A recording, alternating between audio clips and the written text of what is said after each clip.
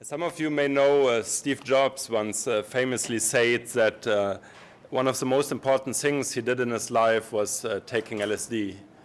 Now, if a person like Steve, whose life is probably not poor in peak experiences, makes such a statement, you wonder, actually, we know of various people of his caliber, like Nobel Prize winners, religious leaders, artists, accomplished scientists, who would phrase their experience with psychedelics in very similar terms. And the reason seems to be that somehow the psychedelic experience is not just a hallucination, but seems to convey some well-formed information about aspects of reality that under our default consciousness we are typically not aware of. Now, unfortunately, the prevailing paradigm in our society to deal with such experiences is to uniformly label them as drugs.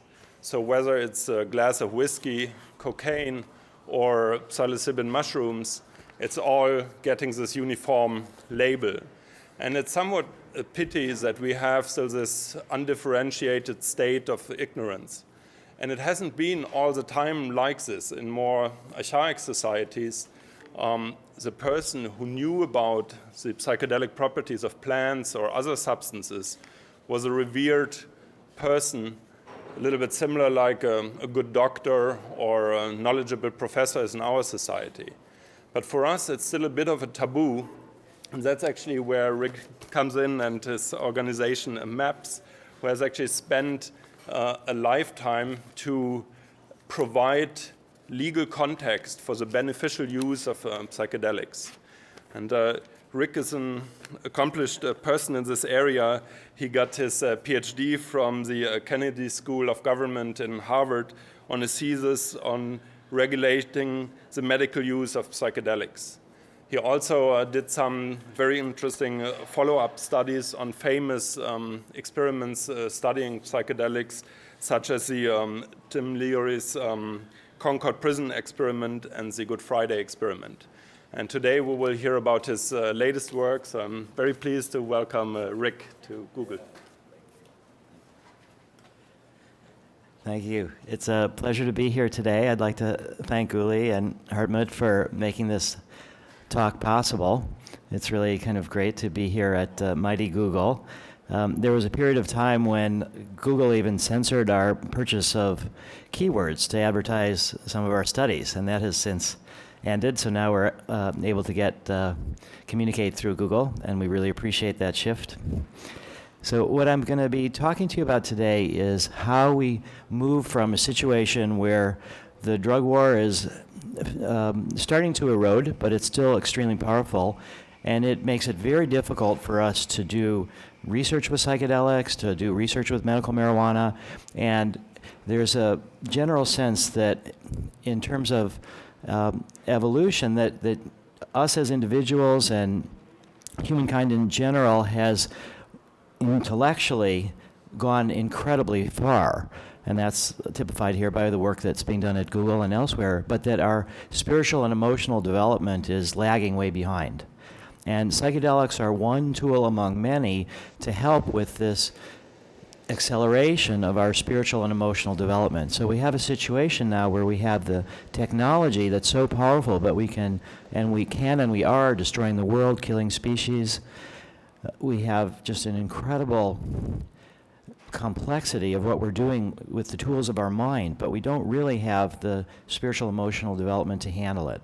And so I think for that reason and others that it's very important to bring us into balance, and that psychedelics are a tool for that, and that as we move forward we'll see that our culture, which has previously had this massive backlash towards psychedelics, that there's a way in which our culture can grow to incorporate these states of mind, and that it won't necessarily remain as hidden and underground. And in fact, the good news is that we're now moving towards mainstreaming of psychedelics. Now, MAPS is a 501c3 nonprofit organization. I started it in 1986 when I was still a college undergraduate. And we have three parts of our mission. The first part is to treat conditions for which conventional medicines provide limited relief, such as post-traumatic stress disorder, pain, drug dependence, anxiety, and depression associated with end-of-life issues by developing psychedelics and marijuana into prescription medicines. Our culture is more open to science and medicine and healing than it is to religious use, to use for creativity. So we're focusing as a strategic matter on the development of medical uses. Our second portion of our mission is that we would like to implement in psychedelic clinics, and it's most likely, social change always proceeds in gradual stages, and so it's very likely that the initial opening of the door to psychedelics will take place in highly regulated clinic environments, and so we'd like to establish some of these clinics as models for others to do as well. And then our public education mission, of which being here today is part of, to educate the public honestly about the risks and benefits of psychedelics. Now, I'm going to give you a bit of an overview. I'm going to talk a bit about the backlash that happened and the renaissance that we're currently enjoying, and look more closely at the causes of the backlash, and then how we've tried, MAPS and other groups as well, have tried to mainstream psychedelics by working at Harvard, because many people think of Timothy Leary and Harvard as the place where psychedelics went off the track, went off the rails in the 60s. So to bring it back there was really important as part of our strategy. And then also at Burning Man, in terms of envisioning a post-prohibition world, there's always going to be challenges with psychedelics. They're not risk-free, they're not perfectly safe, so that we've done some work at Burning Man to try to help with this integration mainstreaming process. But then the core of our work is at the FDA. So I'll speak a lot about how our studies are going at the FDA. And then I'll just mention that we're going to have the world's largest conference with psychedelic researchers from all over the world in quite a few years. It's the largest in the United States in 17 years, and it's going to be held in San Jose, April 15th to 18th. That's the anniversary of the weekend that Albert Hofmann discovered LSD and the psychological parts of it. The last conference, 17 years ago, MAPS also organized, and that was on the 50th anniversary of the discovery of LSD in 1993. Now, this graph shows you the publications in scientific journals about the therapeutic use of psychedelics. It's a little bit hard to see, but the peaks here are in the late 60s, and then it starts really declining. And this tail end here, where from like 72 on to 95, there are some papers in the literature, but none of them are from new research. They're all about follow-up studies to old research or their meta-analysis, but there has not been any new research into the therapeutic use of psychedelics until very recently. So it's like the repression that came down, that criminalized these substances in 1967, 68, and the Controlled Substances Act in 1970, ended up wiping out the research as well. Because the problem with a highly repressive prohibitionist system is that it depends on propaganda and fear to justify incredible infringement of human rights, to take people who are using substances and throw them in jail.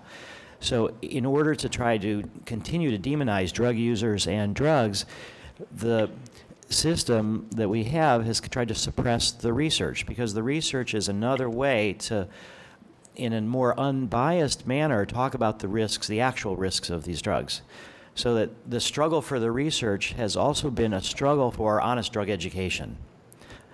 And we're making progress in that to some extent. Now, we are at a unique situation in the last 40 years. We are now in the early stages of a renaissance of psychedelic research that's taking place all over the world. And this is a series of studies that MAPS is sponsoring for MDMA for post-traumatic stress disorder. And MDMA is more gentle than LSD and psilocybin, shorter acting, and psychiatrists and psychotherapists themselves are less frightened of it than LSD. It's not so much that you feel like you have to surrender to it, that you're going out of control. So I think that MDMA is the drug that is most likely, of all the psychedelics, to be made into a medicine first. And post-traumatic stress disorder, I think, is the clinical indication, because MDMA really helps with the reduction of fear, and it helps people process difficult emotions. And right now we have such a social concern over the returning soldiers coming from Iraq and Afghanistan.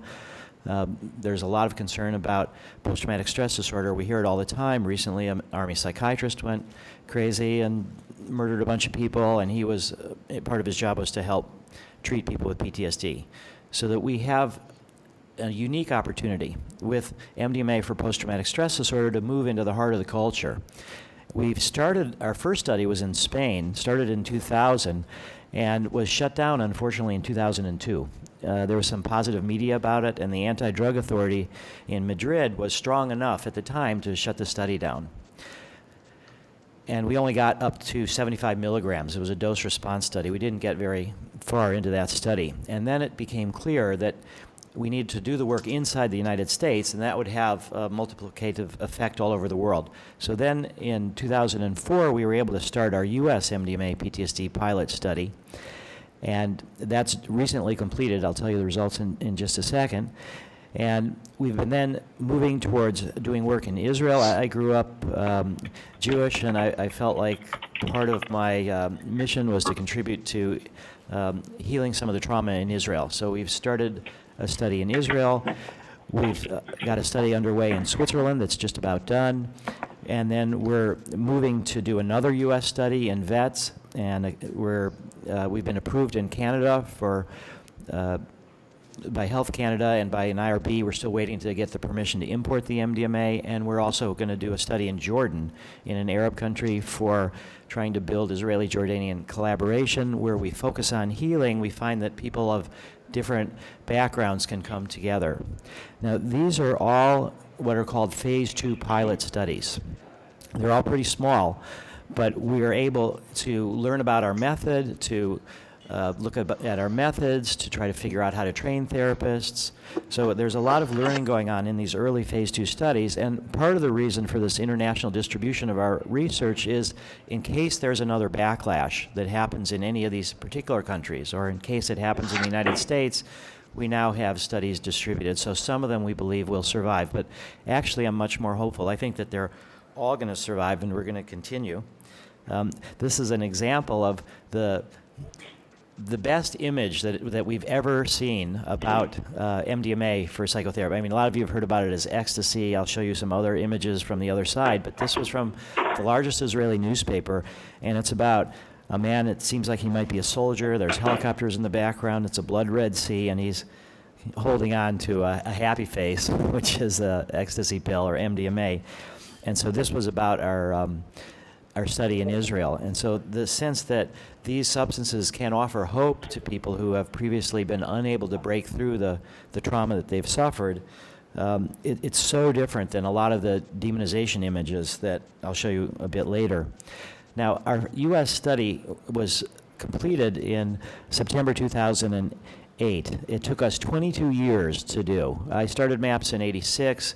MDMA was criminalized in 84. I actually learned about MDMA in 82 and was involved in a lawsuit against the DEA in 1984 when they first tried to criminalize it. I actually got college credit for suing the DEA, and I was able to, I went to New College in Sarasota, Florida, and you could do independent study. So I managed to get New College credit for suing the DEA, also for starting MAPS.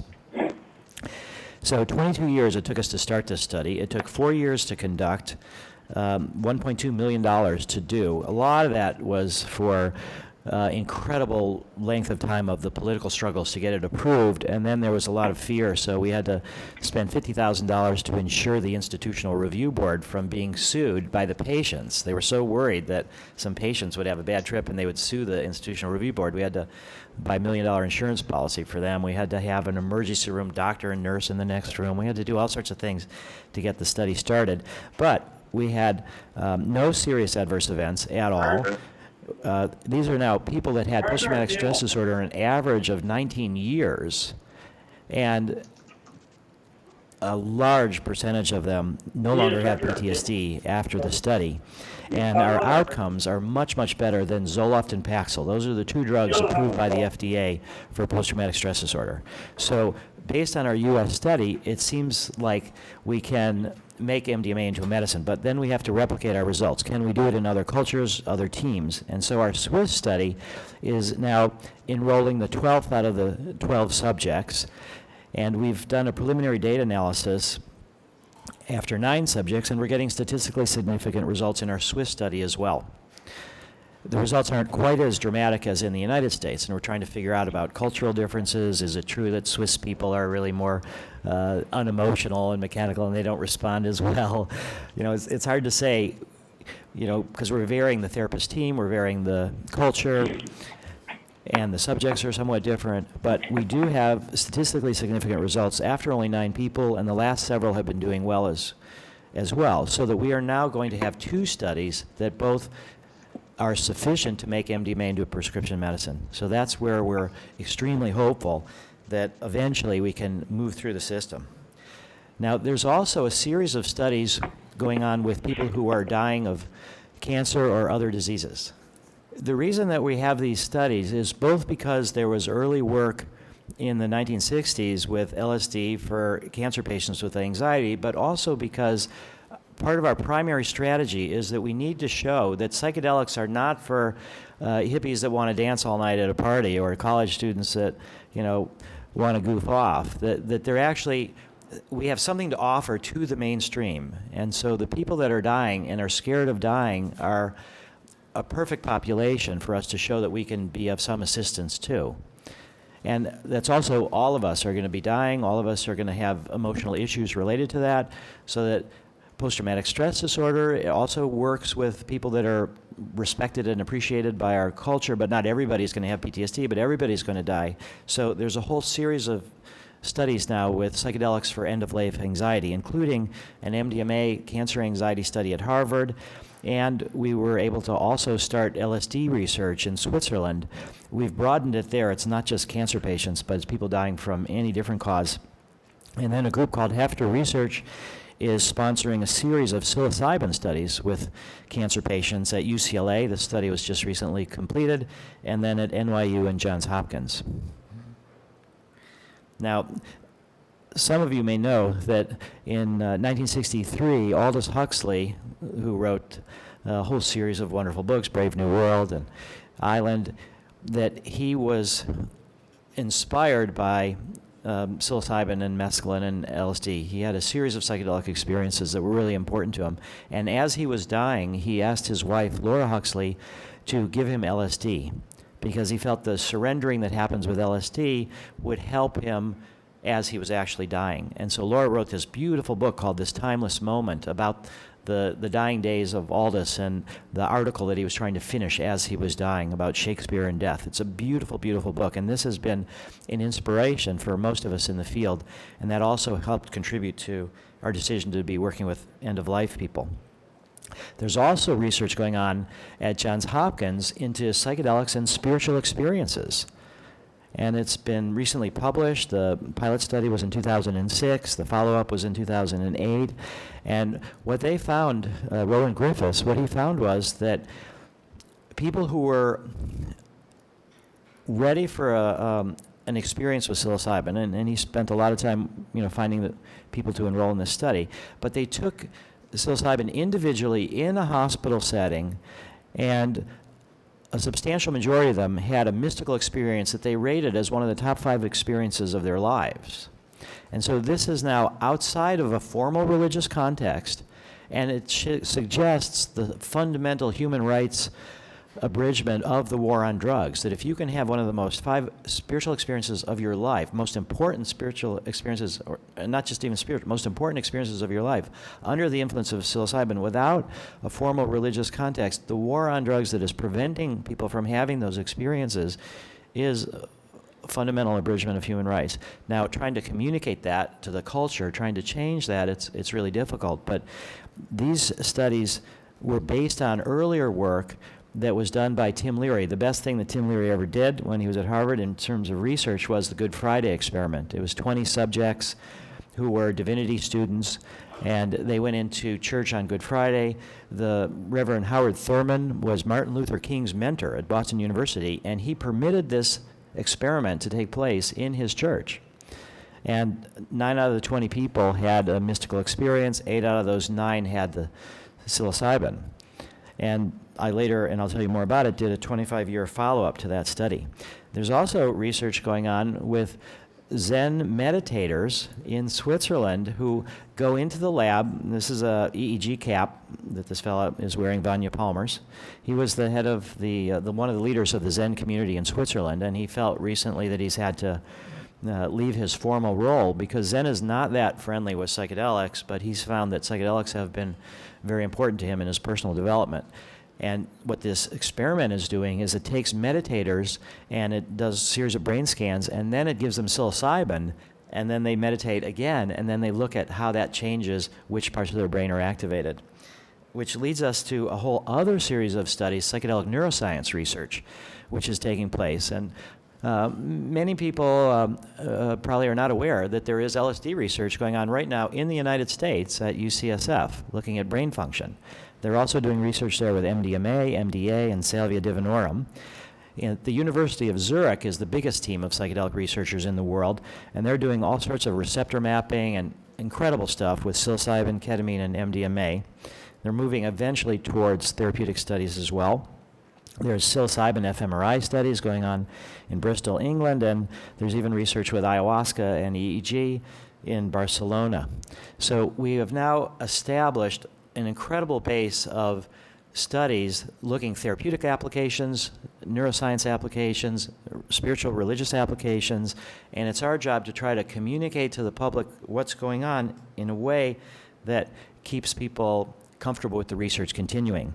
Franz Vollenweider, who initially is the head of the lab in Zurich, said, "We have moved beyond the model psychosis paradigm. We have left that behind. It used to be that psychedelics were seen as producing an experience that was similar to psychosis, and we now clearly understand that that's not at all happening." Sigmund Freud even sort of spoke earlier about, this was at the end of his life, he said, "The future may teach us to exercise a direct influence by means of particular chemical substances on the amounts of energy and their distribution in the mental apparatus. It may be that there are still other undreamt of possibilities of therapy." So I think the psychedelics are, and also all the drugs that the pharmaceutical companies qualify, is what he was saying as well. But even Sigmund Freud was thinking that some way you could augment the psychotherapeutic process. He worked with dreams, but he was thinking substances as well. Stan Grof is the world's most experienced psychedelic therapist and researcher. He's the mentor to myself and to most of the researchers currently working. He said, "Psychedelics used responsibly and with proper caution would be for psychiatry what the microscope is for biology and medicine, or the telescope is for astronomy." Psychedelics are that much of a reliable tool into the unconscious. Albert Hoffman, who invented LSD, said, "I believe that if people would learn to use LSD's vision-inducing capability more wisely under suitable conditions in medical practice and in combination with meditation, then in the future this problem child could become a wonder child." And that's what we're all working towards. Now, let's envision the future when psychedelics are mainstreamed. So this is a Google Maps, and someone, it's a little bit hard to see, but someone has put in psychedelic clinics, and you can see that there's psychedelic clinics all over America. This is the future that we're envisioning. This is another search. The sponsored ads on the right, I guess it's too small for you to see, but there's one for MAP psychedelic clinics, another one for indigenous grandmothers endorse a particular psychedelic clinic, and then McDoblin's, billions of molecules served. So we think that one day these things will be mainstreamed in this way. There'll be an Apple phone app. Here's the Maps one for finding the closest psychedelic clinic to you. Here's a fellow that's having a little bit of a problem and is looking now for where he can go have a therapeutic experience with psychedelics. There'll be storefront clinics of all sorts, and the psychedelics will be incorporated into religion. You'll notice that it meets from Saturday at 9 p.m. till Sunday at 9 a.m. in time to clear out for the regular other people to come in for their service. And it'll be fully compatible with any different religion. Psychedelics are like neutral tools. And there may even be eHarmony. This is the psychedelic dating website. Here at the bottom it says, which psychedelic drug would you like to do on your first date?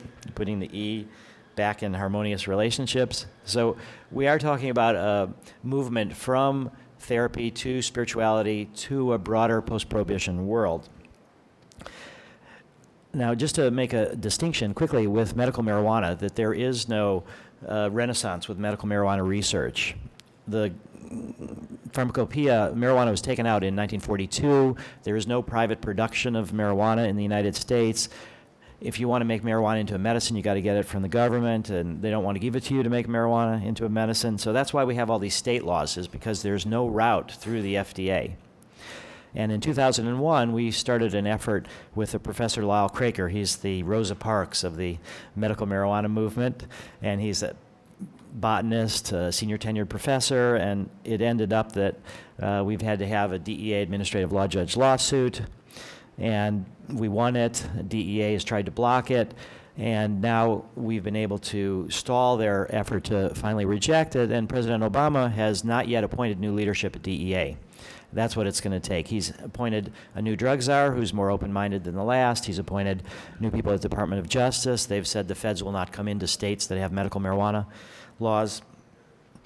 But as far as trying to make marijuana into a medicine through the FDA, we're still waiting to break the federal monopoly. This is my old college roommate, Alan Hopper, who's head of the ACLU Drug Law Reform Project, and myself in the DEA courtroom for that lawsuit, which we won. And then after the DEA tried to reject it, here's our protest on the lawn of the DEA, and Professor Craker is on the right of the screen, who wants to do the research. Now, what happened in the 60s? Why was there this backlash? Part of it is that the culture wasn't ready. Birth was medicalized, women were tranquilized, death was hidden away, you didn't discuss it. My aunt died at 21 when I was 5 years old of cancer, and my grandparents didn't even tell her she had cancer. You just, something you didn't talk about. Sexuality was more repressed. Yoga and meditation were totally weird, unfamiliar, frightening. Rites of passage, religious rituals were pretty much empty for most people, and psychoanalysis was just endless talk therapy. So the emergence of the psychedelics came in a culture that wasn't ready. There was also a tendency on the part of the proponents to exaggerate the benefits and minimize the risks. This was in Time magazine. All students who had taken the drug, and this is about the Good Friday experiment, experienced a mystical consciousness that resembled those of the mystics and aesthetics. Now, first off, I said it was only 8 out of 10 that had the psilocybin had a mystical experience, but 1 out of those 2 that didn't was so moved by the minister's talk that he felt he had to tell people that there was a man on a cross. So he left the room, he went outside, he was running down Commonwealth Avenue in front of the church. Tim Leary and others had to go bring him back into the chapel, and they administered Thorazine to him. And that was completely covered up in the research for 25 years until I did my Good Friday experiment follow-up and discovered, to my dismay, that what I thought was one of the best studies, ethically and scientifically, that there was a major cover-up of the risks. So I think that there's this self-blame, in a sense, on the psychedelic community for the backlash by this minimizing the risks and overestimating the benefits. And because of that, more than a few people were unprepared for the depth of their experience, a lot of bad trips. And so parents were worried, scared, manipulated by politicians. So a lot of people think this is the reason for the backlash, that psychedelics gone wrong. But I think there's something deeper, and I think it's when psychedelics go right. And there's a deeper spirituality. So what the people in the Good Friday experiment said, that they told me they experienced enhanced appreciation of life and nature, deepened sense of joy, deepened commitment to the Christian ministry or whatever other vocations they chose, enhanced appreciation of unusual experiences and emotions, increased tolerance of other religious systems, deepened equanimity in the face of difficult life crisis. Now this would be true for any kind of mystical experience, not drugs. But where it gets even further is that this feeling of unity, the core essence of the mystical experience, is this sense of unity, connection, we're all one. And that leads to greater solidarity with, identifying with, compassion for foreign peoples, minorities, women, the environment, and the feelings of timelessness and eternity reduce people's fear of death and empower the subjects to take more risks in their lives and participate more fully in political struggles. So we have the counterculture movement in the 60s as many of them, the Beatles we know, very influenced with LSD, that the psychedelics were part of motivating people to get involved in social justice movements. And I think this is the reason that the backlash really happened. we have the self-identification as the counterculture. This is Tim Leary, turn on, tune in, drop out. That when you identify as a counterculture, that you're dooming yourself. The culture is bigger. The culture doesn't like people leaving. Parents don't want to raise their kids and have them drop out.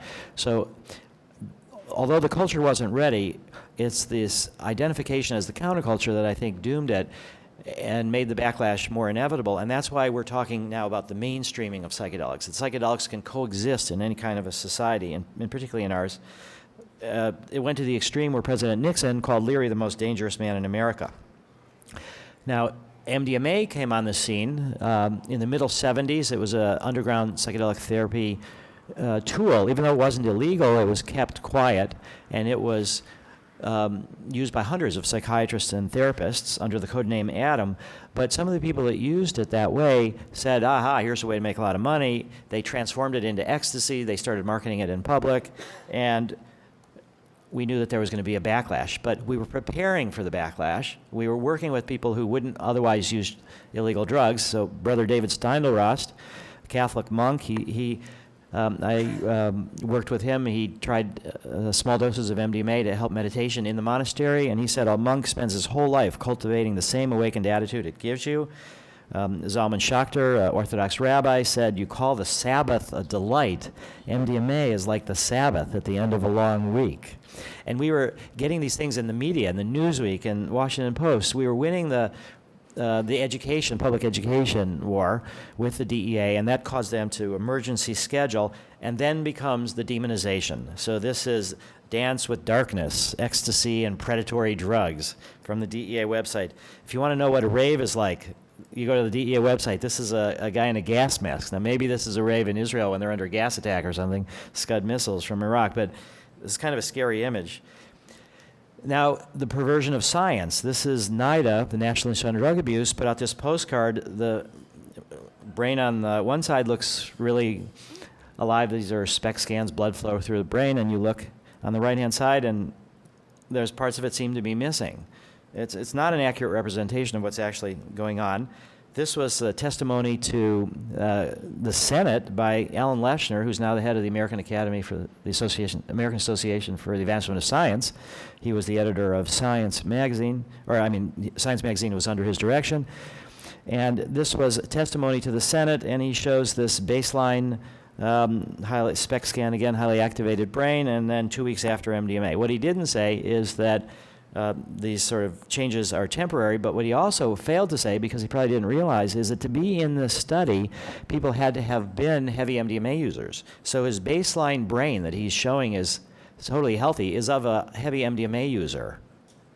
So it's twisted science, and then this was the worst it got on MTV and Oprah. This is an effort. This was a young woman who had drug problems, and she went to get her a SPECT scan, and they showed that she had all these holes in her brain. Now, this is completely graphically manipulated. They just set the any place where there was less than a certain amount of blood flow, they turned it into a hole. If people actually had holes like this in their brain, they wouldn't be alive. They wouldn't be walking and talking. This woman was on MTV and Oprah telling about how horrible her career was as a drug user. But there was evidence of brain damage, and she was working for the Partnership for a Drug-Free America to try to spread this kind of information. Now the culture is ready. That we have midwives, birthing centers, home birth, over 3,500 hospice centers in the U.S. Sexuality is less repressed. Yoga and meditation are familiar and comforting. We have the dance culture. We have ayahuasca spreading throughout the United States. We have all sorts of rites of passage. And psychoanalysis has been largely abandoned in favor of evidence-based psychotherapies.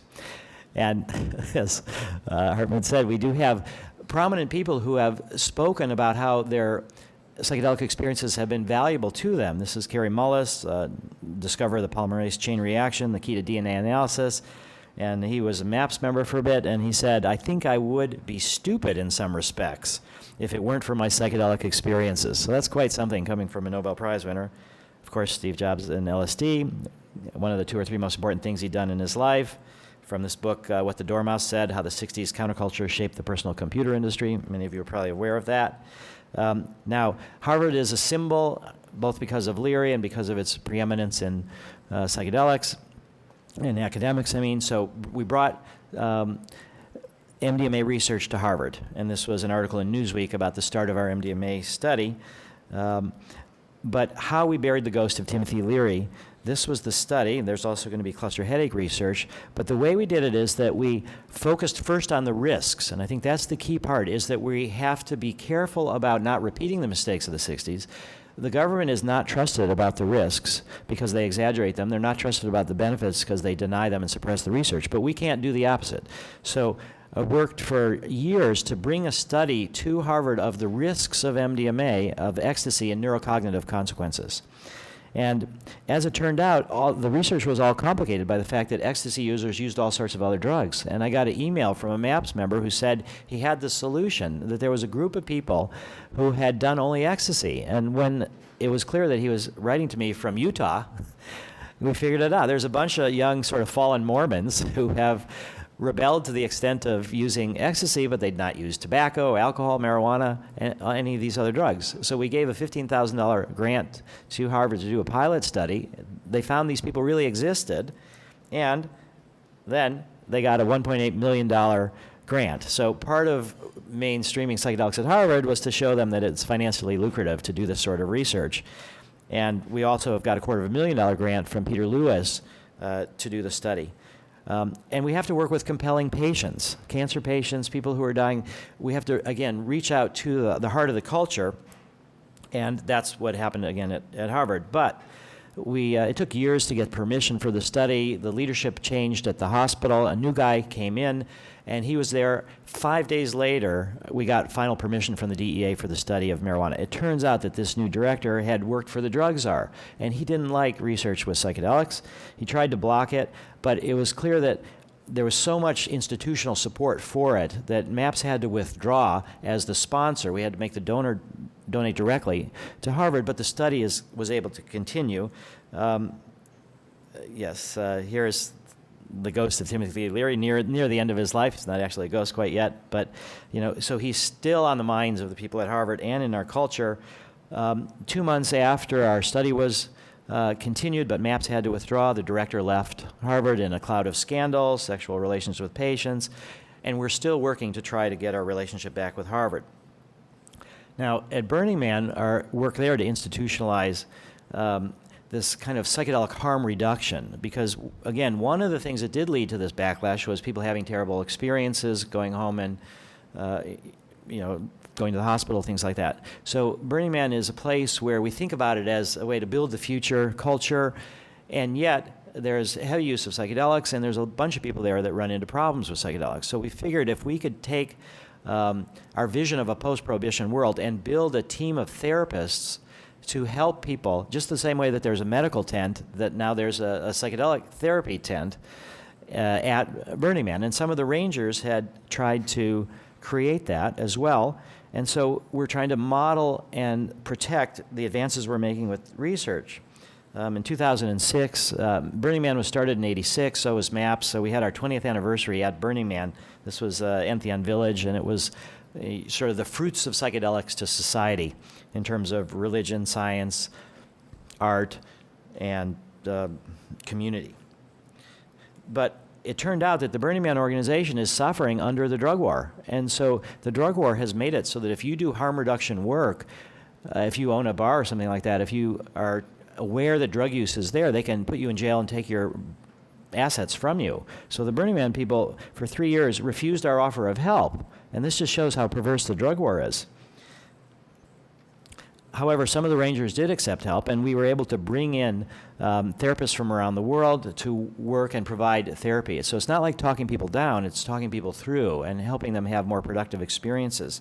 And it grew and grew and grew to the point where we sort of had training programs for people who came to Burning Man, and 50, 60, 70 people were in our teams. We had staffing 24 hours a day, 6 to 8 hour shifts, 6, 7 people at a time. And it was really quite something.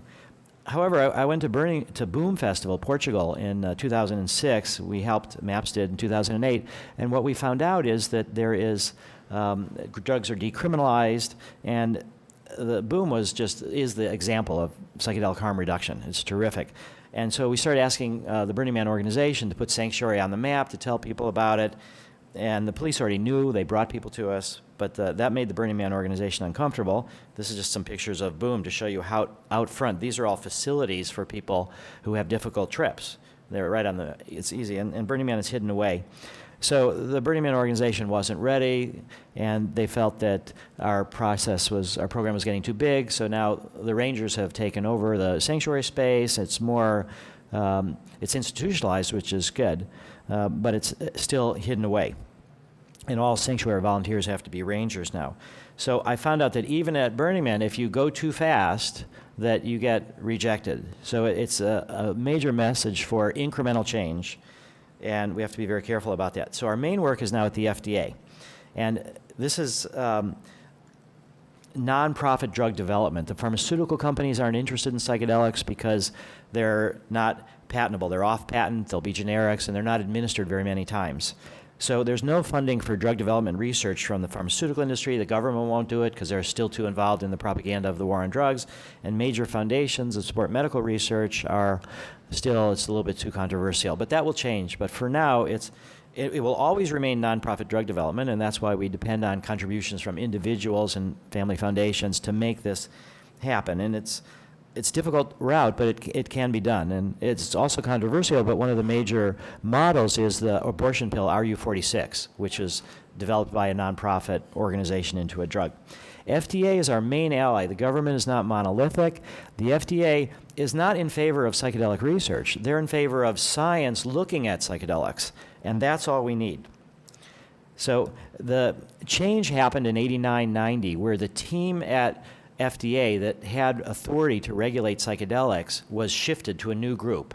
And this new group decided to put science first. So the message here is that individuals can make a difference in a big system, that courageous individuals can make a big difference. In 92, there was a big meeting about how to handle psychedelics, and the FDA said, we're the most rigorous agency in the whole world as far as evaluating medicines. We'll just look at psychedelics and marijuana the way we look at any other drug, and that will be our approach. And because they emphasized they were so rigorous, the drug czars, the NIDA, the DEA people said, great, we'll give it to the FDA, and nothing will come out the other end. But it was a brilliant maneuver on the bureaucrats at the FDA, because now they're actually letting us do this research. And as I've said before, we have some progress. Now, people will say that it costs $800 million to make a drug to a medicine. How could a nonprofit ever do that? And the truth is that we can't raise $800 million, but it doesn't really cost that. The number comes from the Tufts Center for the Study of Drug Development. They work with the pharmaceutical industry. They're a consortium of pharmaceutical companies contribute their data to this institute. They can't share the data with the other companies, so everything is kept proprietary, and it was started by this Louis Lasagna. Dr. Joe DeMasi did the studies, and he estimated $802 million. But half of that money is from the opportunity cost on the money. Pharmaceutical companies are businesses. They figure they should be making at least 11% a year. So half of that money goes away. We don't have to spend it. Opportunity cost for a nonprofit, there is no such thing. Then the cost of failure is amortized to the few successes. Pharmaceutical companies do all sorts of drug research, but very few of them make it through the other end. And so the cost of the failures are amortized into that. And for example, for every new drug approved, 5,000 chemicals are synthesized and screened, 250 are brought into animal testing, 5 into human testing, 1 approved. So the success rate is only 20%, 21.5%. The cost of the failures is 155 million or so, 40%. So now we're down to like 250 million to make a drug into a medicine. But we have some advantages. As a small nonprofit, we don't have the overhead, the salaries that pharmaceutical companies do. We had a volunteer. We have refugees from the pharmaceutical industry that are helping us do what we want to do for a fraction of the cost. Monitoring studies are expensive. We had a bid of $175,000, and we were able to do it for $15,000 with donated labor. But that's not really the big way. The big thing is the Aikido strategy. Psychedelics are demonized drugs, and in Aikido, you use your opponent's energy and momentum to your advantage. So the fact that psychedelics are demonized is good for us, because governments of the world have spent hundreds and hundreds of millions of dollars on what's bad with all these drugs. And all of that is published and in the public domain. So we don't have to replicate that. All we have to do is these more narrow studies into our particular patient populations. I'm just saying here in NIDA, budget is $1 billion a year. They spent almost $16 million in 2004, and it's climbing, and they've spent a lot before then. So that we have in the peer-reviewed literature in Medline, there's 3,000, this is a few days ago, 3,526 studies on MDMA or ecstasy. It's incredible how much we know about these drugs. And LSD is similar. So that it's hard to estimate what all this research cost, but assuming around $100,000 average, and like I talked about the MDMA neurocognitive study at 1.8 million, that's only going to result in 2 papers, the pilot study data and the final paper. So that's 900,000 average for those 2 papers. So $100,000 average seems reasonable, $350 million. So all we're going to need to spend is around $10 million in the next 8 to 10 years to develop MDMA into a prescription medicine. The cost to complete our phase 2 studies is $1.2 million over the next 2.5 years. This is a chart just to show you how we have projected out our budgets for all the different studies, all of our phase 2 studies. It's $1.2 million over the next 3 years. And this is leading towards what's called an end of phase 2 meeting with the FDA, where you design the large-scale phase 3 studies. We're starting a new study with vets with PTSD. It's going to be only in vets. It's going to be a 3-arm design, low, medium, and full doses. That'll help with the double blind. The FDA likes that kind of design. And we're testing that out for phase 3. And Healing the Heart of America, MDMA PTSD Research in Vets. This was a cover article of the Washington Post Sunday magazine. And the article was titled The Peace Drug. They talk about MDMA as the peace drug. And so we are able, I think, to really move into the culture with this sort of research. And incremental change is, again, our byword. The reintroduction and reintegration of psychedelics into our culture must be done gradually so as not to catalyze a counter-reaction and an immune response, so to speak, similar to what transpired during the 1960s. And this idea of mainstreaming psychedelics, bringing them into our culture, Albert Einstein said, if at first the idea doesn't sound absurd, then there is no hope. So many of you might agree it does seem it's kind of absurd that we can actually do this, but I think that we can. And this is to let you know that we're having the Psychedelic Science in the 21st Century Conference in San Jose, April 15th to 18th in 2010, and you're all welcome to come and attend and learn from the leaders of this whole movement. So thank you very much for this opportunity to speak to you about this, and I look forward to some time for questions.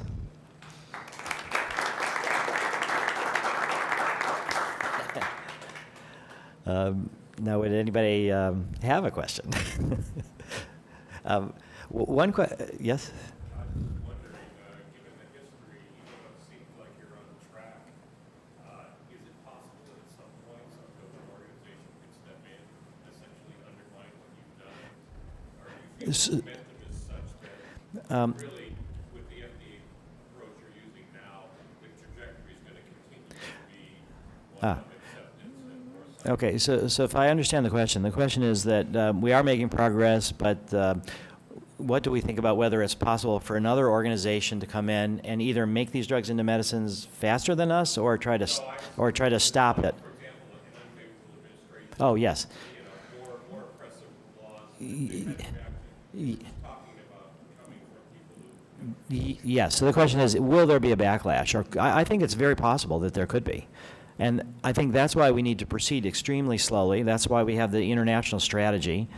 And that's why we have to recognize that once there is a backlash, it can last for decades and decades. I mean, we're basically coming out of a 40-year period of this suppression of the research. So we have to be exceptionally careful. But I think that's possible. But also the need for this kind of work. Our culture in general and around the world has such a need for this. You know, the rise of religious fundamentalism, I think that psychedelics can play a role in that.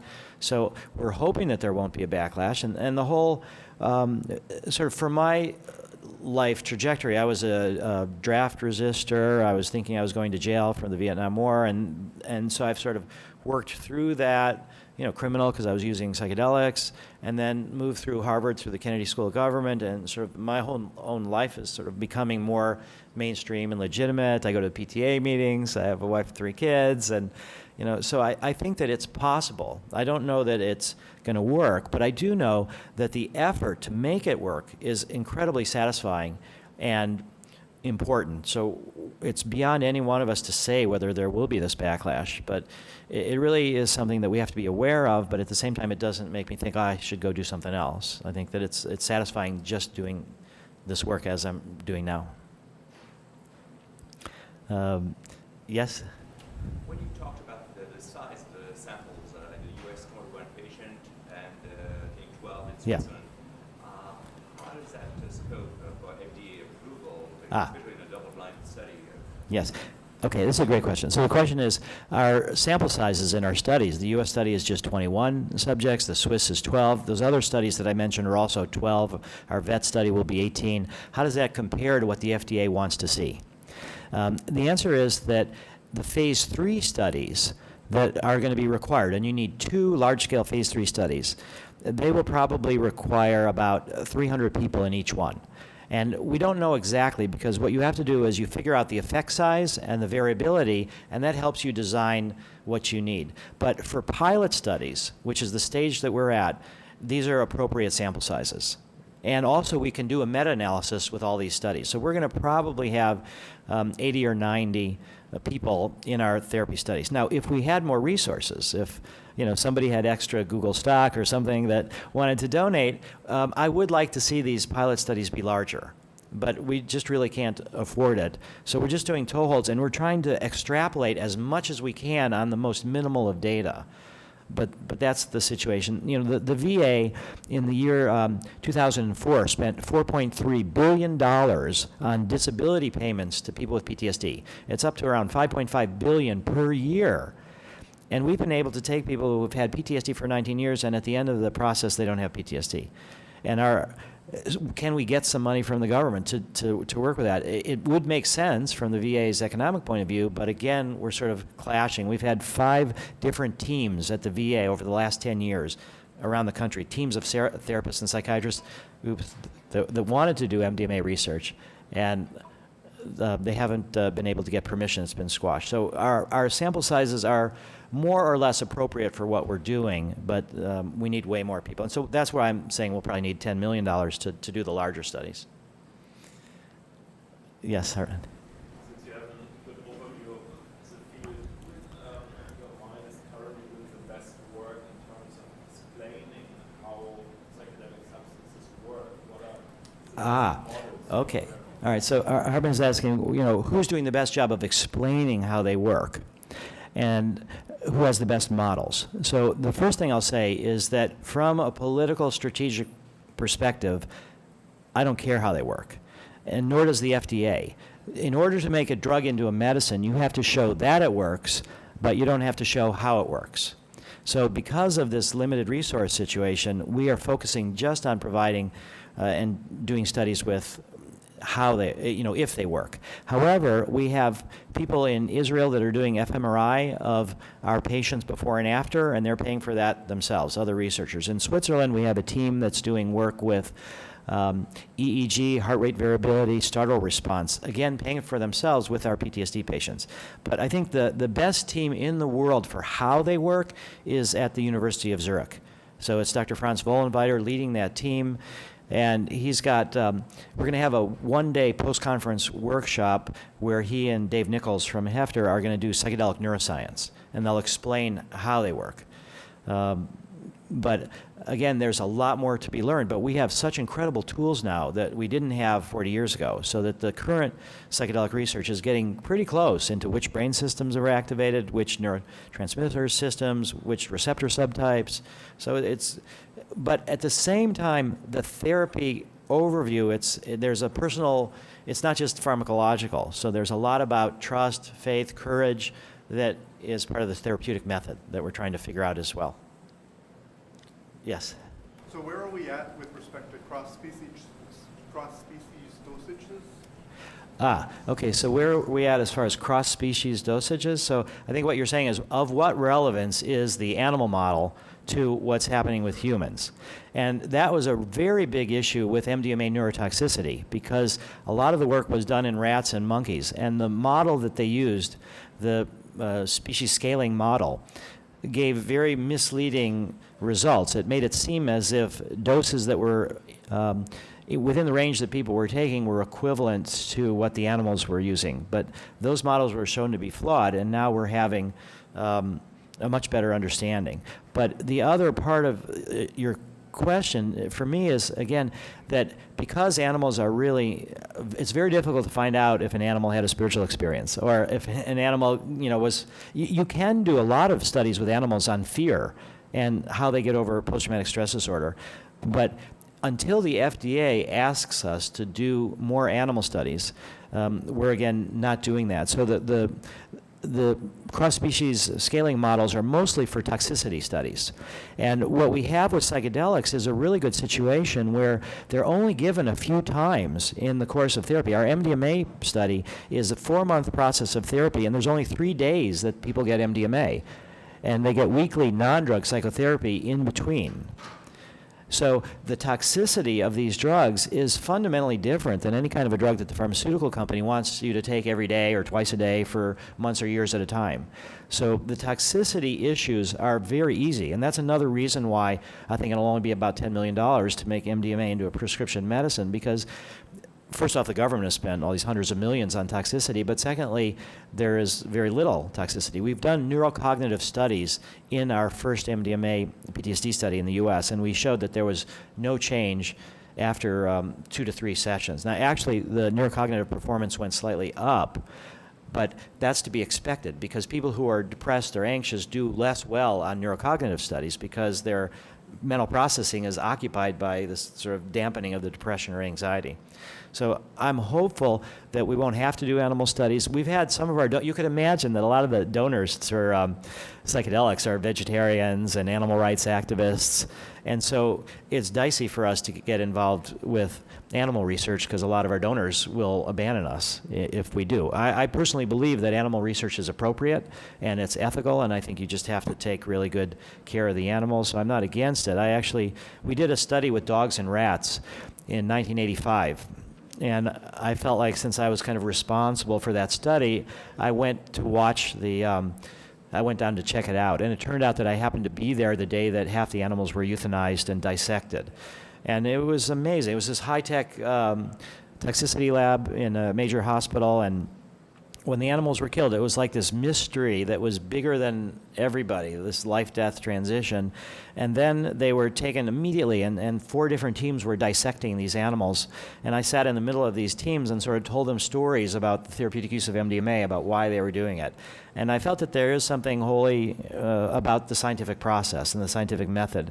And so I feel like I need to work exceptionally hard to justify the animals that have been killed in order to do this work, and hopefully we won't need to do any more of that. But I think there is a role for animal studies, and fortunately, it's very difficult to do. One of the reasons that psychedelic research has renewed in humans, because the NIDA-funded researchers that were doing all the animal studies felt that their studies were becoming increasingly irrelevant, because unless they could correlate them with human data, who knows what they mean? So that was a big impetus for the renewal of psychedelics, and that was a courageous move on the part of these animal researchers funded by NIDA to say they want human studies. So, yes? You used the example of Steve Jobs and his experiences. I guess could you talk about your thoughts on the role that people coming out and talking about the relative value has? Okay. So the question is, we mentioned Steve Jobs and his experiences, and so what is the role of people coming out in public and talking about their experiences? I think we can make a link to the gay rights movement. That, most everybody knew somebody that was gay, they just didn't know that they did. And if people who have been influenced by psychedelics were to reveal themselves as to what benefits, people would be shocked. And so I think it's very essential that we have this sort of coming out from people who have been influenced by psychedelics. And I encourage a lot of people to start with their parents, to start with their family. And, I think that a lot of work gets done where you speak to those in your close, intimate circle and explain if psychedelics were valuable to you. And I think that there's, again, it's such fear because of the war on drugs that if you acknowledge that you have done these drugs that there'll be some problems. And in fact, the researcher that we're working with, Andrew Feldmar in Vancouver, the reason that he and I got in touch with each other, and some of you may have heard this, he was crossing the border to visit his children in the United States. He has been here 30, 40 times. And the U.S. Customs agent did a Google search. Okay, so Google then. They did a Google search on his name, and they found that he had written a paper 20 years before about his use of psychedelics when he was younger, where he affirmed that they were valuable to him. And the custom agent said, you are banned from coming in the United States. He is still banned. This was several years ago. The Colbert Report did a sort of humorous thing. It was in the New York Times. So that there can indeed be consequences, but they're more... there are consequences, and it requires courage. But I do think that it's important for people to carefully become more open about their experiences with psychedelics. That's what it's really going to take to continue this mainstreaming process. And it's important for people who've used these things to show that they are still participating and having families, having normal lives, that psychedelics are not inherently disruptive of work, job, family, spirituality, community, that these things can enhance life rather than detract from them. Well, I think we're a few minutes over our time. Is that? Yeah, the video conferencing system will be used for another talk, but Rick is still with us for a while, so anybody who still has questions, please join us. Maybe we go over for a coffee and can continue the discussion. Yeah. Thank you, everybody, and also all the folks on the video streams. Yes. Thank you.